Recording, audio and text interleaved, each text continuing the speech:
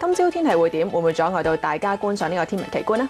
係啊，天文台就預測本港嘅地區今日係大致天晴，咁但係局部地區咧會有驟雨。天氣炎熱，最高氣溫大約32度，吹輕微至和緩嘅東南風。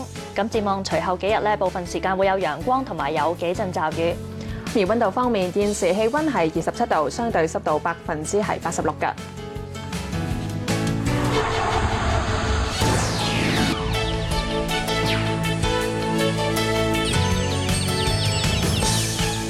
各位早晨，歡迎收睇8點半嘅 Now 早晨，我係黃海琳，我係陳曉。早晨阿喬，嗱，今朝咧就會出現500年一遇嘅日全食，香港咧亦都可以睇到日偏食嘅情況啊！今朝天氣點？會唔會阻礙到大家觀賞呢一個嘅天文奇觀呢？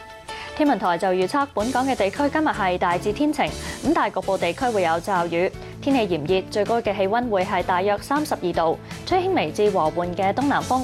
展望隨後幾日，部分時間有陽光，有幾陣驟雨。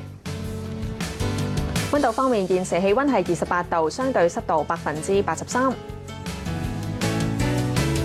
環保署測嘅空氣污染指數水平，一般監測站指數介乎15至到30，水平屬於輕微至到中等；路邊監測站指數係50至到60，水平屬於中等至到偏高。